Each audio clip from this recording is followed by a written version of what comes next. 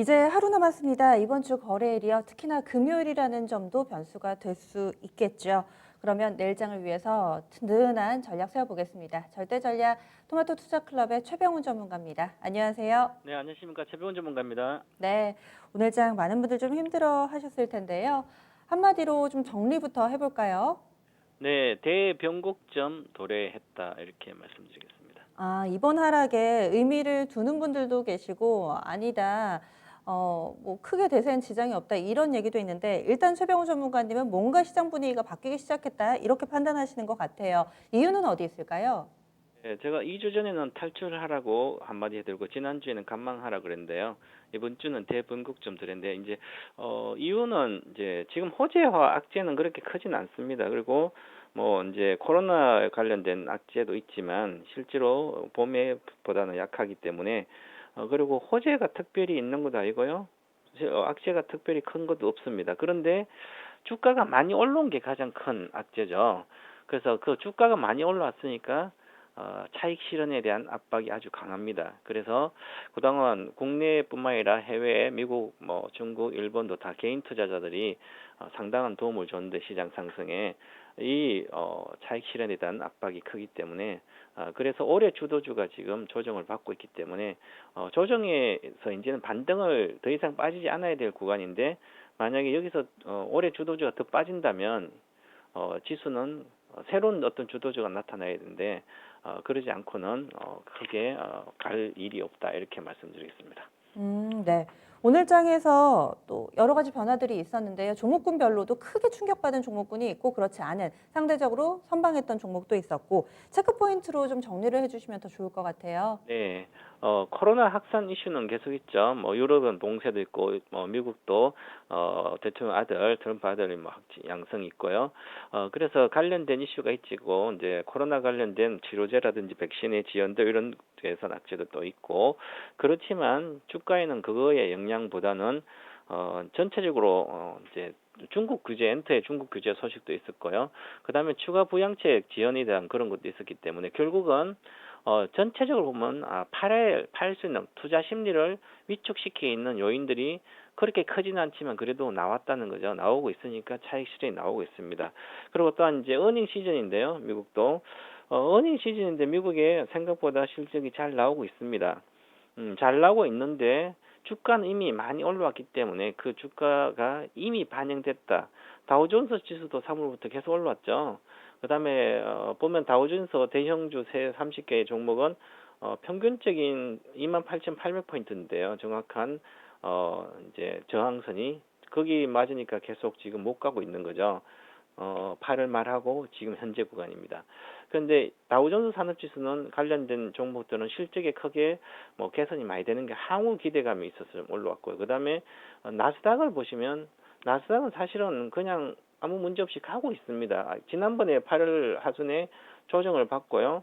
이 V자 반등이 기가 막히게 잘 나와 있는 거죠. 그러면 이것은 아주 강하게 반등을 V자 반등 해줬습니다. 이것은 가는 거에서는 장기적으로는 문제가 없는데 그래도 지난달에 연봉이 미국의 연봉이 좀 이번 달에 저항선까지 이제 올라온 거죠. 저항선까지 올라왔기 때문에 추가적인 상승을 하려면 특별한 게 있어야 되는데요. 그래서 추가적인 상승 여력이 뭐 특별한 이슈, 호재성도 없고 악세도 없지만 그래서 차익 실현 물량이 계속 나오고 있어서 지금 여기서 정고점 근처에서 저항을 받고 있습니다. 자, 그래서 전체적으로 미국은 이렇게 보시면 저항을 받고 실적이 나왔습니다. 나오면 또 신제품 애플 나오니까 애플도 잘 안 가고 있는데 그래도 괜찮습니다. 특별히 빠지진 않고 있고요. 그 다음에 앞으로 경기에 부실률이 좀 우려되는 은행주라든지 투자은행들은 실적이 나오고 나서 이제 앞으로의 실적 우려가 내려가고 있고 그래서 그래도 크게 내려가진 않습니다. 그래서 어느 정도 지지가 되고 견조하다는 거죠. 하방 경직성이 있다. 그다음 마이크론 테크놀로지 D램 가격 올라가서 행보하고 있으면 사실은 정고점 근처에 있는 거죠. 지수처럼. 그래서 특별하게 내년에 또 경기 회복이 기대되기 때문에 특별한 문제는 없습니다. 그럼 지수도 문제는 없는데요. 근데 주식 종목별로는 좀 차별적으로 차익 실현이 좀 나올 거 보이고요. 그래서 전체적으로 문제 없지만 그 구간에 이제는 다음 주가 바로 이런 저항선에 다 왔기 때문에 이제는 여기서 밑으로 내려간다면 다음 주에 강하게 밑으로 내려가면 올라가기도 쉽지 않다는 거죠. 그 내려간다면 차익 실현에 대한 매물 압박을 받는데 그것이 이제 기다릴까 말까 하는 분들이 강하게 팔아준다면 강하게 빠질 수도 있거든요. 그래서 다음 주 아주 중요한 또 그다음 국내 주식 시장을 보시면 오늘 보면 이렇게 삼성전자가 실적 발표 가지를 못하고 있습니다. 요즘의 특징이 LG화학도 그랬고요. 우리나라는 LG전자도 그렇고요. 미국도 그렇고 3분기 어닝 시즌이 나와서 서프라이즈 한 것도 안 가고 있습니다. 그전에 올랐다는 거죠. 기반영됐기 때문에 못 가고 있는 상태고요. 실적이 이제 완전히 턴어라운드가 될 수 있는 그런 화학주 롯데케미칼이나 포스코라 이런 것을 우상향을 하고 오히려 자 그리고 중요한 건 이 대형주 중에 보이는 대형주 중에서 시가총액 LG가 그동안 이제 지지선에서 반등을 잘 하고 있습니다. 아직은 뭐 확실한 반등 아니지만 8월 하순부터 조정을 받았죠. 그럼 LG화학도 8월 하순이지만 SDI도 마찬가지고요.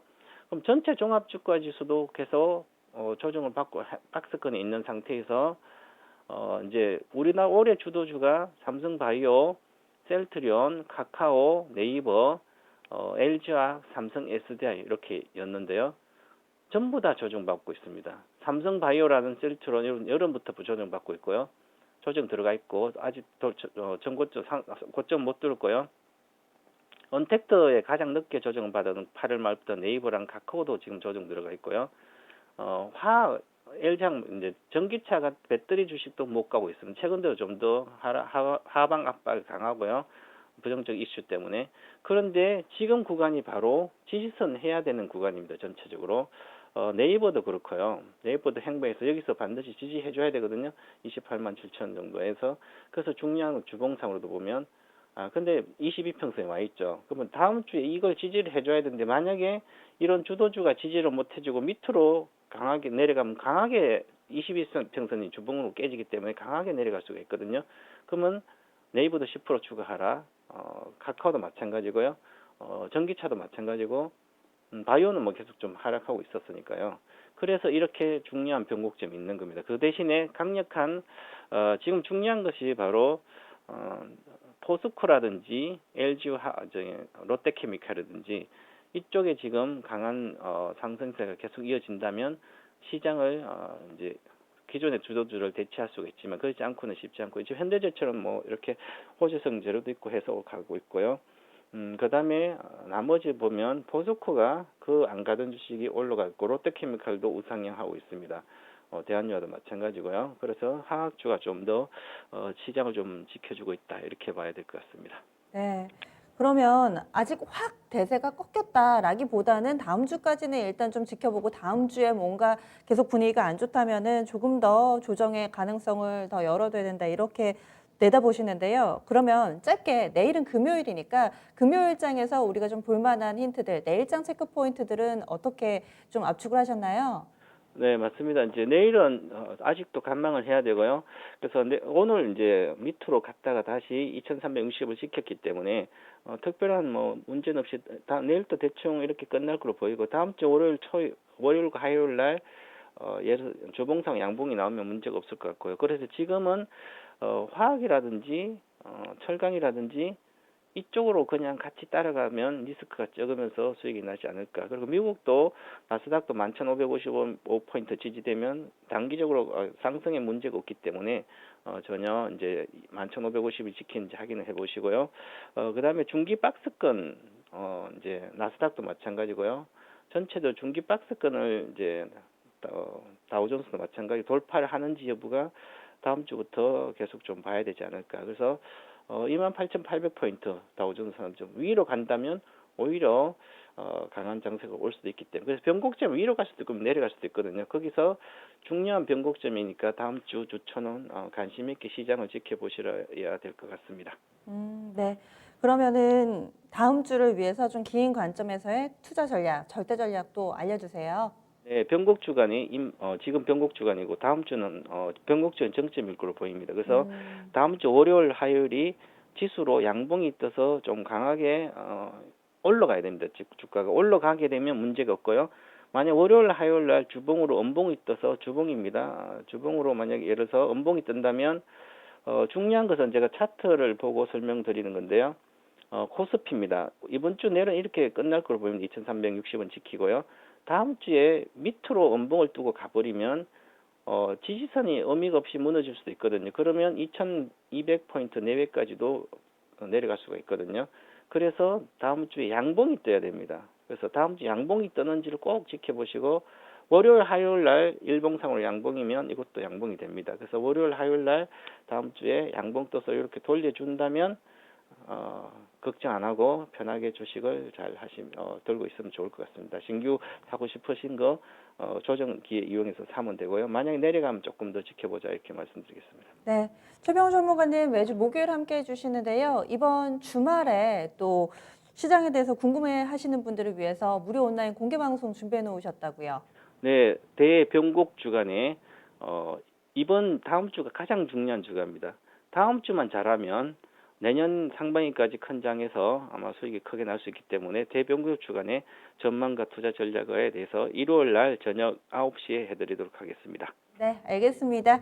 오늘 말씀 고맙습니다. 감사합니다. 네, 최병훈 전문가 시장에 일단 현재 기준으로는 경고등이 좀 들어왔다 이렇게 보고 있습니다. 그래서 요즘 들어서 이 음봉 패턴 정말 지긋지긋하죠. 다음 주 월요일 시장이 상당히 좀 중요하다. 여기에서 양봉을 형성해 준다면은 그래도 어느 정도 브레이크가 걸리는 거겠지만 여기에서 계속해서 밀려 내려간다면은 코스피 지수 기준으로 2,200포인트 정도까지 조정을 좀 열어놔야 된다라고 시장 내다보고 있습니다. 그리고 나스닥, 미국 증시 내에서는요, 나스닥 11,550포인트 이 부분에 대한 지지력 테스트 함께 지켜보시면 좋을 것 같습니다. 조금 전에 최병훈 전문가가 이번 주 일요일이죠. 이번 주 일요일에 주말에 무료 온라인 공개 방송 있다라고 말씀을 드렸는데요. 최병훈 전문가 방송 끝나고 나서 또 박동기 전문가도 무료 온라인 공개 방송이 있습니다. 일요일 18일 저녁 10시고요. 검색천재의 단기 승부, 필승 전략이라는 주제로 진행되니까 한 주 동안에 좀 힘들어 하셨던 부분들 다음 주에는 좀 이겨낼 수 있기를 이렇게 주말에 무료 온라인 공개 방송도 미리 알려드리겠습니다. 남은 시간 좀 편하게 보내시고요. 또 내일을 위한 든든한 준비도 잊지 마시기 바랍니다. 지금까지 다양한 투자 판단에 대한 도움 말씀드렸고요. 종목의 상승과 하락을 보장하지는 않습니다. 그럼 내일 이 시간 다시 찾아뵙겠습니다. 고맙습니다.